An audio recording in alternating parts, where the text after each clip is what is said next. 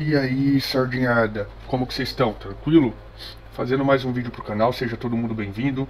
E no vídeo de hoje a gente vai falar de um fundo agro, né? O Rura 11. É um fundo que eu tenho uma participação pequena, ainda não consegui aumentar a mão do jeito que eu quero nesse fundo. E a gente vai falar um pouquinho dele hoje. Lembrando que o conteúdo não caracteriza recomendação de compra nem de venda, vocês são responsáveis pelas decisões e escolhas de vocês. O objetivo é educacional, onde eu pego dados públicos e comento um pouquinho na visão de cotista. Por mais que eu tenho pouco, mas eu tenho cotas dele, então eu comento numa visão de cotista do fundo, beleza?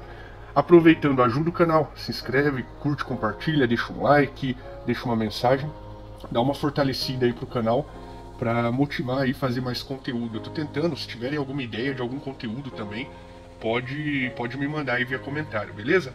Vamos pro vídeo. Falando então um pouquinho do Rura 11, a minha parcelinha nele é bem pequena, na verdade ele tem uma parcela pequena na minha carteira, da 0,25, subiu aí 0,01 em relação ao mês anterior. E aqui na parte de segmento, o segmento agro é um segmento que eu comecei a olhar e incluir na carteira há pouco tempo. Então eu tenho dois fundos, mas ambos ali com uma parcela bem pequena, e eu estou esperando um momento legal ali para aumentar o aporte, né? Então, é um fundo que eu tenho uma participação ainda bem pequena, mas pretendo aumentar. Já falando aqui de indicadores, vamos dar uma olhadinha nos indicadores dele. VP por cota de 10,02 para 10,05, subiu um pouquinho aí de um mês para o outro. P sobre VP se manteve 1,03. Dividend yield mensal, né, caiu para 0,96. O fundo explica ali no relatório por que caiu um pouquinho. Ele pagou mês passado 14 centavos, agora pagou 10. Então eles explicam ali o porquê, né? O caixa do fundo de 5,22 para 24, aqui o caixa está altíssimo, mas o fundo está trabalhando aí nas alocações, ele também fala sobre isso no relatório, por isso que eu não destaquei aqui com atenção, né? O fundo ele terminou uma emissão recentemente, captou um montante muito grande e está trabalhando aí nos aportes. Segundo o fundo, em março agora já finaliza as alocações e vai estar aí bem alocado. A base de cotista subiu bem, subiu 2.000 e pouco aqui no período, para uma base de 11 mil, né, bastante, que tinha 11 mil e pouco, é bastante. Resultado mensal e despesas, aqui eu coloquei NA, né, não tem, o fundo não coloca uma DRE no relatório, eu acho um absurdo isso, mas não temos a visão de como que está o resultado dele, de como que é o resultado dele, muito menos de quanto de despesa que o fundo tem. E, infelizmente não temos essa visão. Alavancagem 1,36, subiu um pouquinho para 1,70. Aqui são as contas padrões ali, contas a pagar normal em aberto. Concentração, ele não é concentrado, ele é bem diversificado. Taxa média dele, que é em CDI, de 4,20 pulou aqui para 4,50, né, o carrego atual. E FIIs, aqui para ele nem se aplica muito, né, com Rura no portfólio. Não tem como saber que não aparece no Status Invest. Não sei uma forma de consultar e acredito que não tem. Então basicamente é isso, pessoal, de indicadores aqui. O único que estaria fora, né, é a questão do caixa, que está muito alto, e a questão do fundo não trazer para a gente essa visão. A gente fica meio que no escuro com essa visão de resultado, de DRE, de despesa, tá? Espero que logo o fundo coloque isso no relatório, né? E é aquela, o meu aporte nele, mesmo que está demorando um pouquinho, mas mesmo que aconteceu, eu não vou fazer um aporte tão grande, né? Se ele vier a incluir essas informações e deixar o relatório mais completo do jeito que eu gosto, eu aumento ainda mais a posição. Caso contrário, eu posso até pensar em talvez sair aí do fundo, né? Mas eu vou deixar um pouco o tempo correr e vamos ver o que vai vir pela frente. Comprando esse fundo hoje, né? Ixi, aqui eu esqueci, ó, é o famoso Ctrl+C, Ctrl+V. Deixa eu já arrumar aqui no slide para no próximo ficar certo. Então vamos lá, já arrumei aqui Rura 11, né? Comprando o fundo hoje, no preço que ele está hoje, o retorno médio aí, com base em dados estatísticos, né, olhando o passado, pode ser entre 0,92 aqui na média, né, mensal, e sobre a mediana dos dividendos passados, 1,11, né.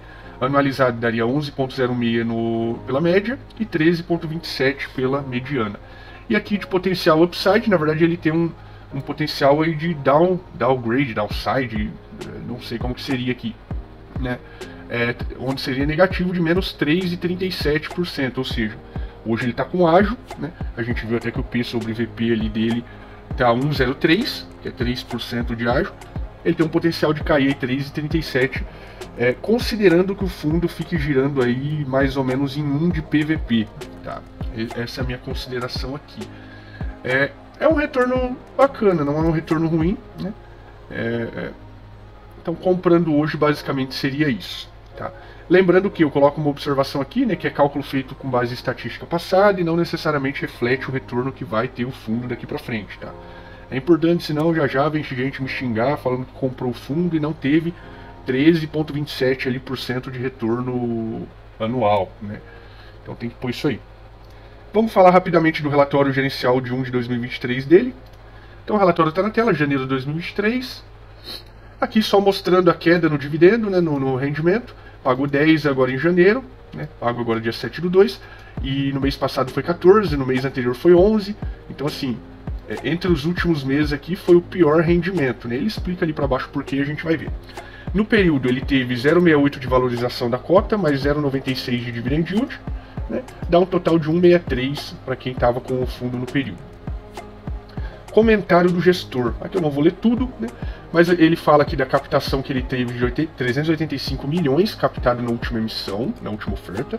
E aí com isso o PL do fundo atingiu 980 milhões, né? Muito grande mesmo, quase 1 bi aí de patrimônio, né? Realmente bem legal. Aí ele fala dos novos recursos captados, já estão 180 mil já foi alocado, 48 milhões no início de fevereiro, mais de 228 milhões já foram alocados aí. E a expectativa é que o restante de caixa seja alocado até março. Então como eu comentei, o caixa lá está alto, mas já tem expectativa para alocar tudo isso aí. Aqui eu coloquei um ponto que eu achei importante, né? Como destacamos nas últimas cartas, ou seja, esse relatório para eles é uma carta, por conta da sazonalidade dos pagamentos de juros da carteira, que refletem os períodos de safra e entre safras das culturas, no mês de janeiro, tivemos um fluxo de caixa passivo de distribuição menor, por isso que eles reduziram o rendimento. E somado ao fato de já distribuirmos o mesmo rendimento para os novos cotistas, então ainda teve mais esse agravante, que além de tudo, os novos cotistas que entraram na emissão já tiveram direito ao rendimento, só que o fundo não está com todo o caixa alocado, ou seja, teve menos geração de receita, porque não estava com tudo alocado, e teve a necessidade de maior distribuição aí para abranger todos os cotistas, inclusive os novos. A expectativa da gestão é que a partir de março e abril, quando teremos um fluxo maior de pagamentos, os dividendos tenham um salto positivo novamente. Então, março e abril tende a subir de novo os rendimentos. Aqui ele fala do carrego da carteira, né? Que está hoje em CDI mais 4,5 e um tempo aí de 2,3 anos em média os títulos da carteira. A base de cotista, que eu não vou passar por isso, ele faz um comentário interessante aqui sobre todos os setores: soja, milho, algodão, boi gordo, boi de novo aqui a continuidade, açúcar e etanol, a continuidade. Ele faz esse resumo aqui de todos os setores. É bacana, realmente, para se ter uma visão geral ali. É interessante de ler e entender um pouquinho como que está o cenário. Dá para ter uma visão do que está vindo pela frente, algumas perspectivas aí de futuro, tá? Só que não é algo a ser falado aqui no vídeo. Quem é cotista ou quem tem interesse de investir nesse fundo, aí sim pega o relatório com calma e dá uma lida nisso aí, tá? Aqui a gente passa pontos principais. Então o fundo passou o período aí com 76% mais ou menos da carteira alocada, 24, 23% ainda pendente de alocação. A carteira dele é bem diversificada, tá? Açúcar e etanol que tem uma parcela um pouquinho maior aqui, acima de 15%, mas no geral nada muito alto. Além do que também é um setor que eu gosto de açúcar e etanol, né? Então acho que é um setor bem ok. As garantias dele, então a maior parte das garantias é a alienação fiduciária de terras. É bem tranquilo também nesse ponto. A diversificação aqui no mapa, a gente pode ver que tem uma diversificação bem legal aqui com relação a regiões, né? Óbvio que São Paulo aqui, ó, 15% em São Paulo é o maior, mas é padrão, né? A gente sabe que em fundo é padrão, uma exposição normalmente maior em São Paulo. São 40 devedores, 22% do PL no top 5 devedores, 15 segmento de cultura, então bem diversificado nessa questão de segmentos, não tem exposição. Por exemplo, eu tenho o SNAG 11, que tem muita exposição à soja. Se vem um BO muito grande ali com a soja, né, pode afetar diretamente, totalmente o fundo. Já aqui não, ele é bem, até em segmento de cultura aqui ele é bem diversificado. Informações da carteira do fundo, não tem muito o que comentar, bem diversificado, as participações aqui no PL. É como ele comentou, ó, esses top 5 devedores aqui já compõem 20 e poucos % aqui da carteira.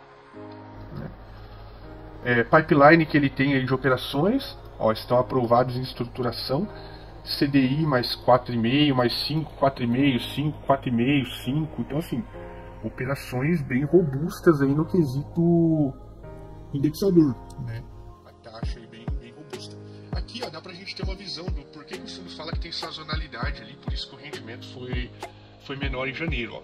Tem operações aqui, ó, semestral, trimestral, semestral, trimestral, semestral. Então, assim, não são todas anual, ó. IPCA mais 10 aqui, anual, essa daqui. É uma taxa bem forte, inclusive. E basicamente é isso, ele tem sazonalidade aqui na questão dos juros, tá? E basicamente é isso, o fundo tem uma taxa de ADM aqui de 1%, né? Uma taxa de performance extremamente sem vergonha, 20% do que exceder do CDI. É até por isso que eu acho indispensável uma DRE nesse fundo, para a gente ver quanto que essas taxas aqui altas estão comendo do nosso dinheiro, né, mensal. Então, assim, fica o meu apelo. Eu sei que o meu canal é extremamente pequenininho, não chega em local nenhum, mas fica o meu apelo para que venha uma DRE urgente aí para esse fundo e a gente tenha uma visão mais clara da saúde caixa ali, saúde fiscal, financeira, né, desse fundo, beleza? Forte abraço a todos aí, bons investimentos, juízo aí nos investimentos. Abraço.